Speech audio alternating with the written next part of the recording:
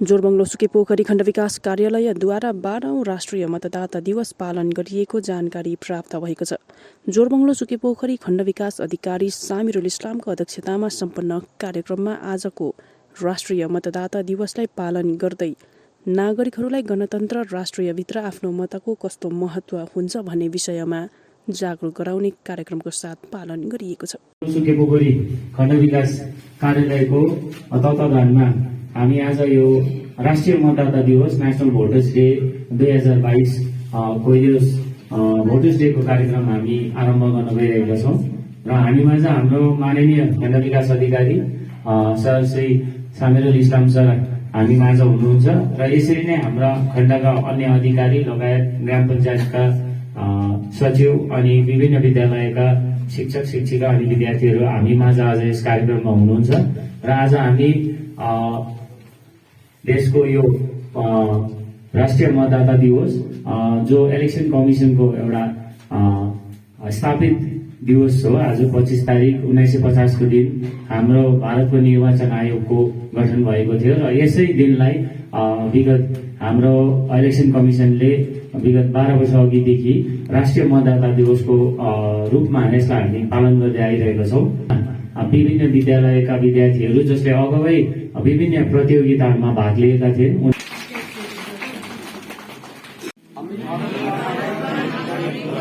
गणतन्त्रमाथि पूर्ण आस्था राख्दै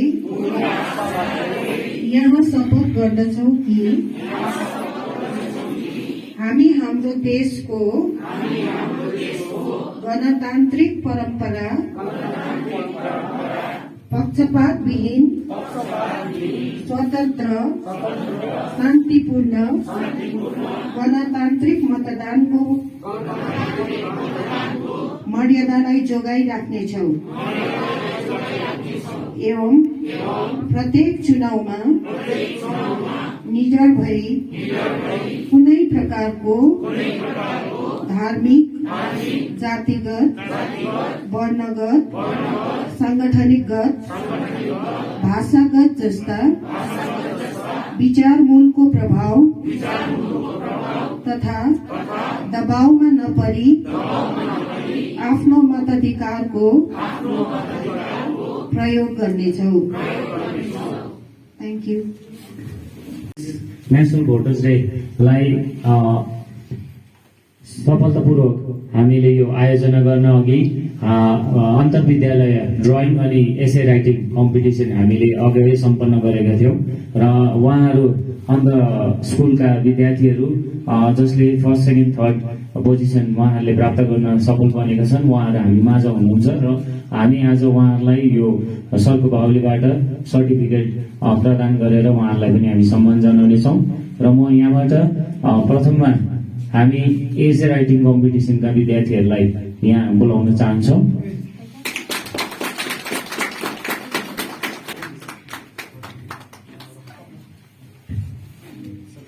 बाहुलीबाट यहाँलाई प्रदान गर्न गइरहेको छ। इन्सपेक्टरको बाहुलीबाट प्रदान गर्न गइरहेको छ। यङ्गिनाको बाहुलीबाट प्रदान गर्न गइरहेको छ।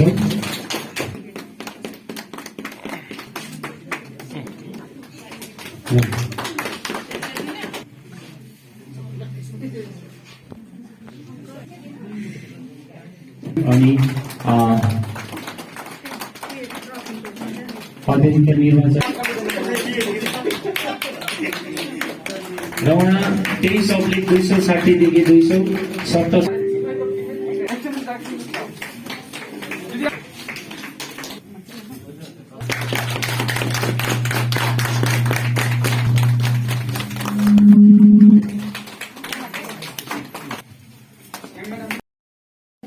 आइपुगेका छौँ र म यहाँ आज धन्यवाद ज्ञापन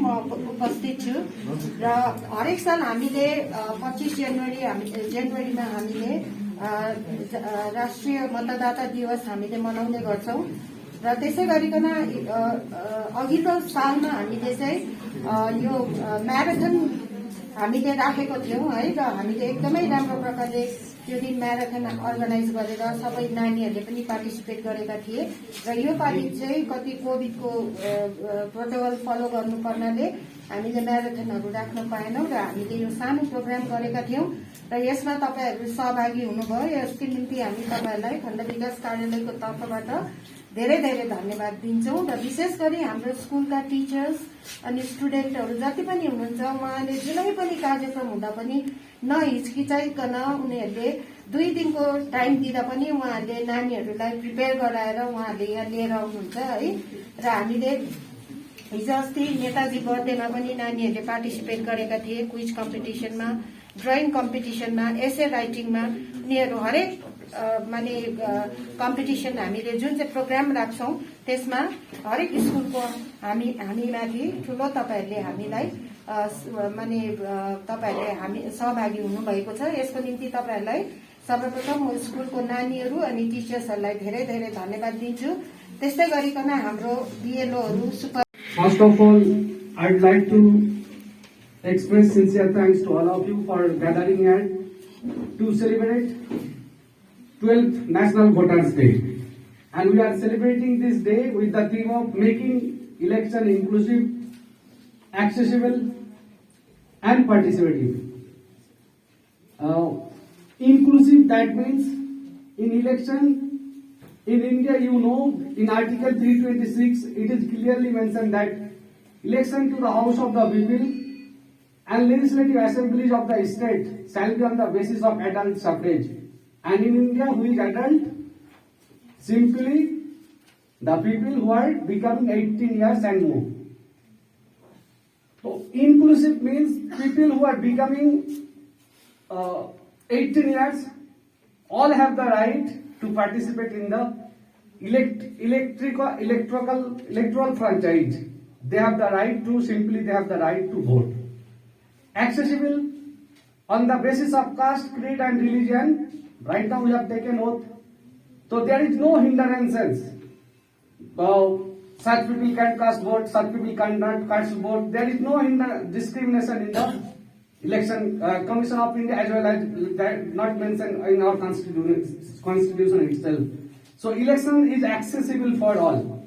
Everyone has the right to express his or her vote without any hindrances, without any obstacles from any political party or from any persons. And participative. Election Commission wants the 100% voters participate in the electoral democracy to make your own government.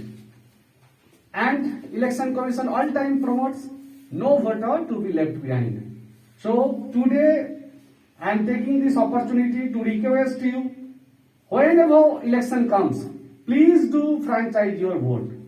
If you do not have any desirous candidate or your like-minded candidate, then cast your vote in nota. But please do cast your vote. Once again, thanks to all of you.